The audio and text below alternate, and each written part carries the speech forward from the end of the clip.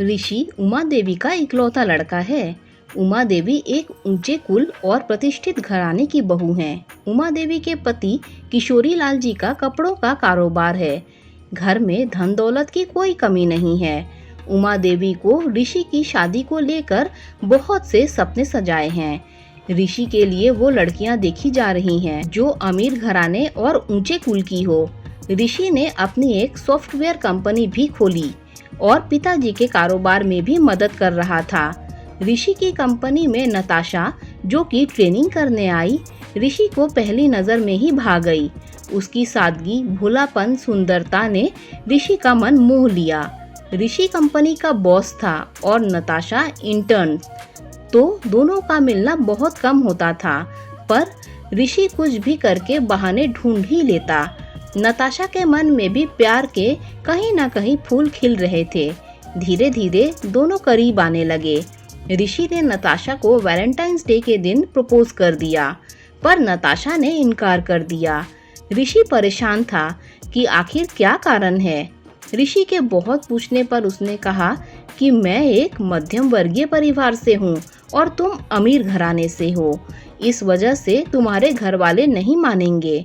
इस पर ऋषि ने कहा, मैं माँ बाबूजी को मना लूंगा, देखना वो हमारे रिश्ते को जरूर स्वीकार कर लेंगे। ऋषि ने उमा देवी को नताशा के बारे में बताया।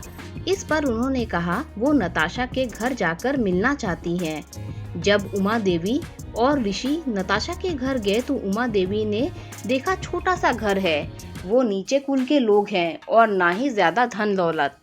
उन्होंने ऋषि को कहा कि वो अकेले में नताशा और उसके माता पिता से बात करना चाहती हैं। अपनी माँ के कहने पर ऋषि उठकर बाहर चला गया। उमा देवी ने नताशा से कहा, देखो, मेरे बेटे का पीछा छोड़ दो। मैं तुम जैसी लड़कियों को जानती हूँ जो पैसे के लिए अमीर लड़के ढूंढती हैं। मैं तुमको मुंह मांगी कीमत दूंगी। ये सुनते ही नताशा के माता पिता गुस्सा हो गए और उमा देवी को घर से जाने को कह दिया। बात बहुत बिगड़ गई।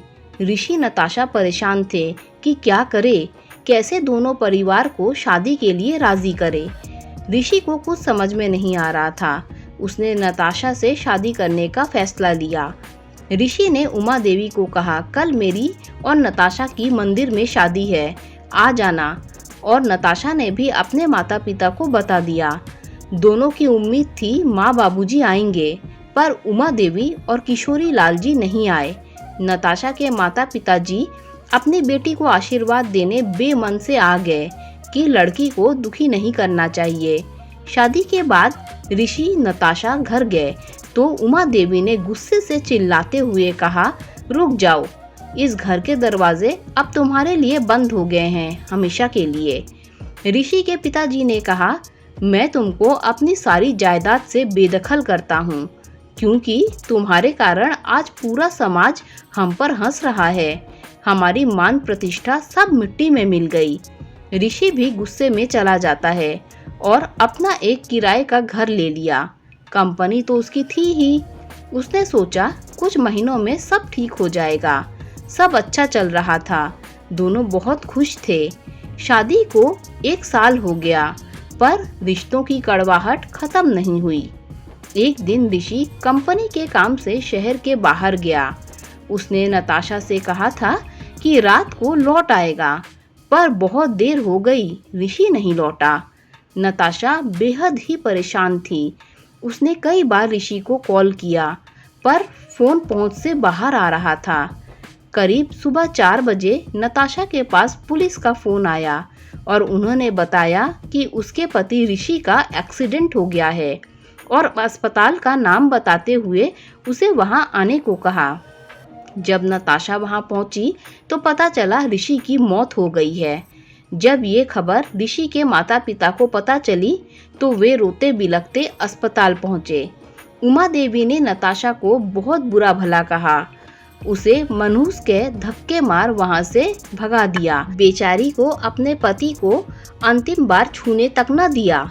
ऋषि के जाने के बाद नताशा बेहद ही टूट गई थी, पर उसने हिम्मत न हारी। अपने पति की सॉफ्टवेयर कंपनी को संभालने लगी। कुछ दिनों के बाद उसने ऋषि के घर के पास ही एक घर किराए पर ले लिया और रहने लगी कि कम से कम वो सास ससुर का ध्यान रख पाएगी, चाहे दूर से ही सही। कुछ लोगों ने उसे दूसरी शादी करने के लिए भी कहा, लेकिन उसने इनकार कर दिया क्योंकि ऋषि ही उसकी पहली और आखिरी मोहब्बत था। वो उसकी जगह किसी और को नहीं देना चाहती थी। अब आते जाते सास ससुर के घर के सामने से गुजरती, पड़ोसियों से उनकी खबर लेती रहती। सास ससुर भी इस बात को महसूस करने लगे थे कि उनके बेटे के जाने के बाद और इतने अपमान के बाद भी नताशा उनकी खबर लेती है। एक दिन शाम को नताशा ने सास को परेशान सी बाहर घूमते हुए देखा। फिर कुछ देर बाद आंसू पोंछते हुए घर में जाते देखा। नताशा ने बिना देर किए, बिना किसी परवाह किए घर के अंदर जाना उचित समझा। जैसे ही घर में प्रवेश किया तो पता चला उसके ससुर जी को दिल का दौरा पड़ा है। सास से पूछा तो बोली, अभी कुछ देर पहले ही सीने में दर्द उठा था। नताशा ने तुरंत ससुर जी की दवाइयाँ देखी और उनको एक दवाई दी और अपने ड्राइवर को कॉल करके बुला लिया और उन्हें हॉस्पिटल ले गई।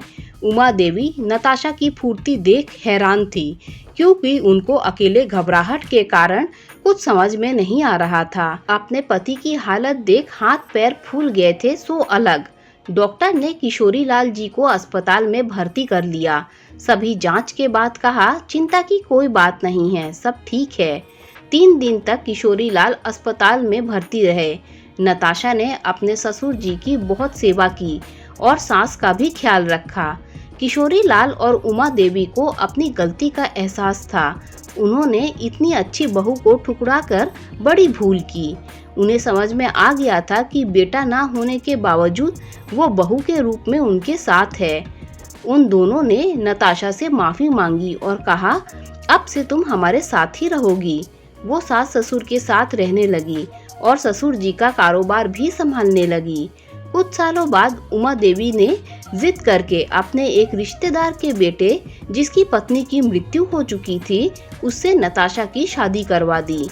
अब उनकी नापसंद बहू उनकी बेटी बन गई थी। उन्हें इस बात का दुख जरूर था कि वक्त रहते उन्होंने ऋषि की पसंद को स्वीकार कर लिया होता तो बेटे का दिल न दुखता। दोस्तों, अगर आपको ये कहानी अच्छी लगी हो तो लाइक शेयर सब्सक्राइब कीजिए। Thanks for watching this video.